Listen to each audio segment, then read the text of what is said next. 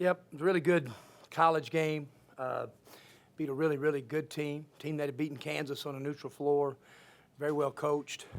It's the first time in school history we've beaten Dayton. I think we're 0-7 against them. You know, we've only had them one time since we've been here. But we got a lot of contributions from a lot of different guys. And thought Jamin Brakefield was the most active he's been.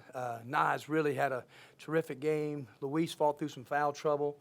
Thought even though, Jarkel made a huge shot, even when he wasn't shot making and making the shots that he normally does, boy, he still competed. Daeshun Ruffin was terrific, and just can get in the paint and make others better. So it took a team win. A lot of points in the paint. Both teams got 42. The difference was the bench. We got 26 points off the bench. So that was a good net game, for us. And we needed that one. And so we've got to turn right our attention to Samford on Tuesday and to kind of close out this break before we go for Christmas. Dayton made a couple of runs at you guys, and both times you answered them. I guess 2 or 3 different times they got within 3, 4. You guys made runs. A lot of times it looked like Daeshun just beat pressure and got to the basket. That's the easiest press offense, Neil. And I thought our guys, and we had 15 turnovers.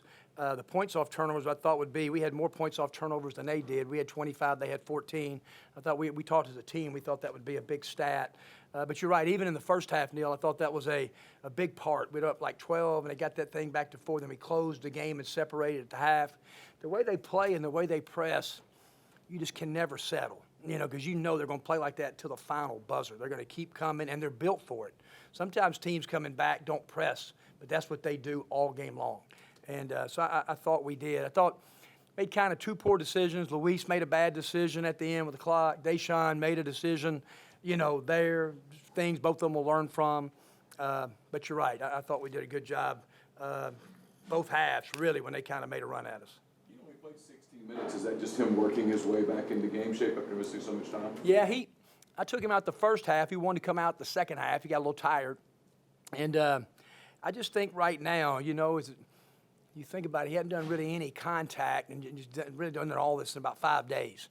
And so that's when we just kind of wanted to be careful. I'm not saying I knew exactly how many seconds he was on that court, Neil, but in my mind I was thinking about maybe 20 minutes today.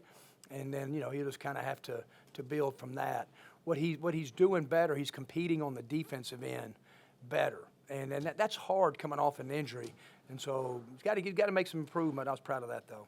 You've talked about wanting to see next year take more shots offensively. Is this kind of what you expect from him? Yes, no doubt. He has done a much better job of having to really play with physicality around the goal, framing up. We've done a better job of finding him. Thought we missed him early in the season. I think his conditioning is much, much better. That he was surviving minutes at times. Tonight, what he plays, 36 minutes. That's hard for a 7-footer, and to play with that kind of intensity. So, yep, his level of conditioning has gotten much better. With Daeshun, you guys recruited him really hard for a long time. A lot of people did. You was a high-level impact recruit when you got him.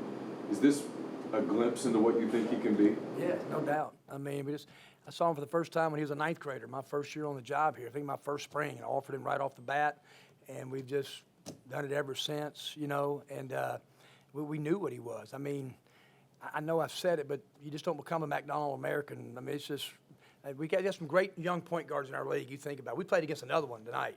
That cat's good. I mean, Mitchell's good.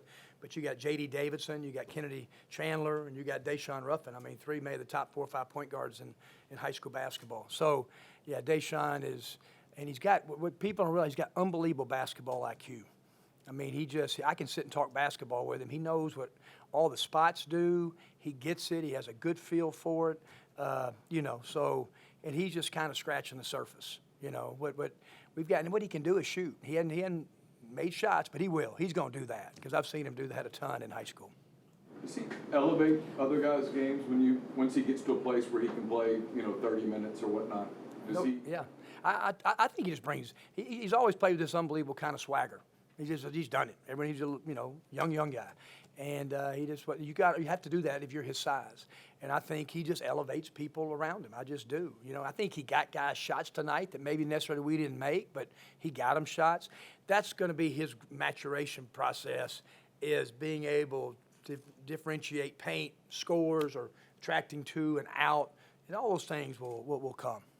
A couple nights ago, kind of a rough shooting night. Tonight, you guys are about 20% higher. Was that shots falling? Was it better looks? What was kind of the difference tonight? Paint touches. I thought we tried to really go after their press. We tried to score at the end of our press offense.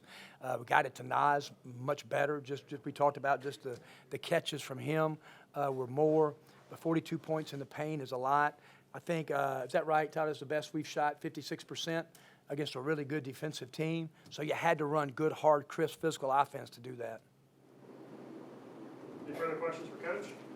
Thank you, guys. Appreciate it. Sounds good. Thank Well, you. Deshaun and Nas here.